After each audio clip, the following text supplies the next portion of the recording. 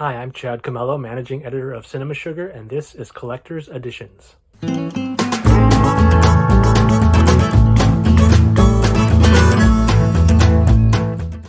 So this is a die-cast model of the DeLorean. It's at 1/18th scale.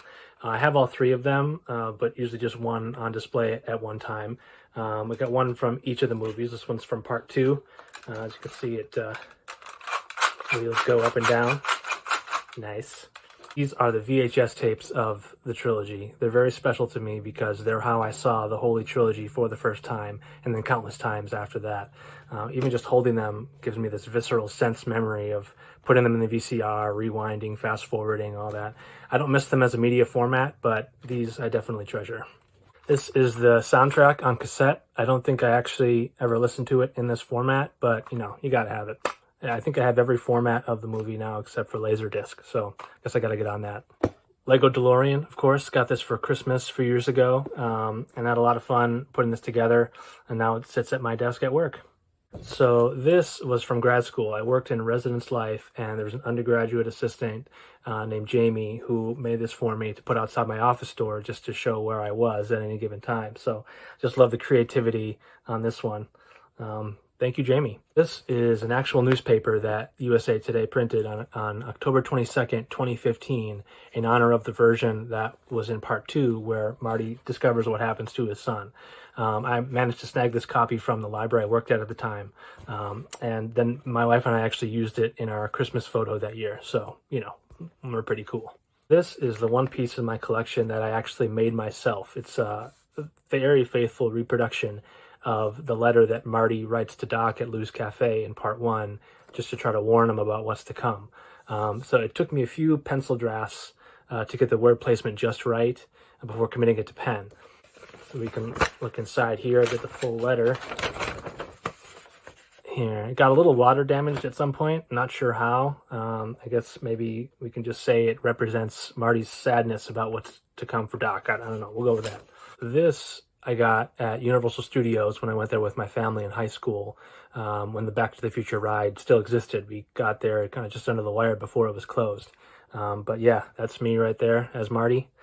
Also got this out of time license plate right there. Got some comics from my wife. I've never really been much of a comics person, but I definitely enjoyed and treasure these. So after I got married, my parents hosted a party at their house, and my dad actually tried to get Claudia Wells, who played Jennifer in part one. He tried to get her to come to the party. Didn't actually work out, but she did send this note in the style of what Jennifer wrote in part one on the back of the Save the Clock Tower flyer. So just totally wild that we got this. This is super cool. So thanks, Dad. Oh, also got this from Claudia, just with a special note there. So this was 8th grade, probably my peak Back to the Future fandom. I was outside my house throwing the football around in the street with some friends of mine, and I see this DeLorean coming down the street, and I'm like, cool, that's a DeLorean, nice to see that.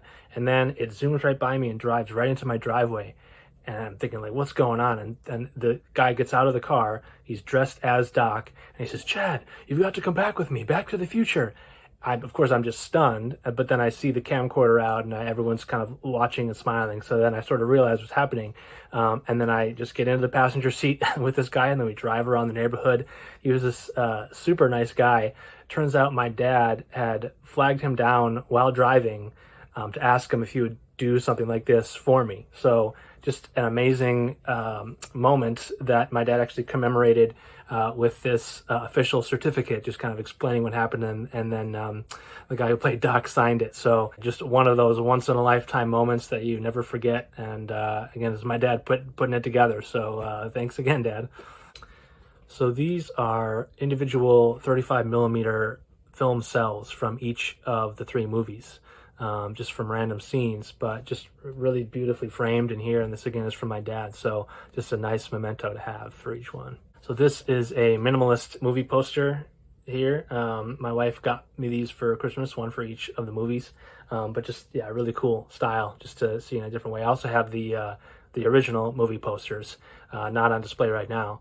But I've had those since before college, and they've been with me everywhere. So that just about does it. There's a few more things that I didn't feature here. There's a Playmobil set. There's a couple more DeLoreans of various sizes and types. So yeah, nice thing about having an interest like this is that people know what to get me as gifts for birthdays and Christmas and whatnot. So it's been pretty meaningful to me having this movie in my life all these years and having all of these things to represent that. So thanks for watching. If you have any Back to the Future memorabilia you want to tell us about, please do so in the comments. This has been Collector's Editions from Cinema Sugar. Thanks for watching.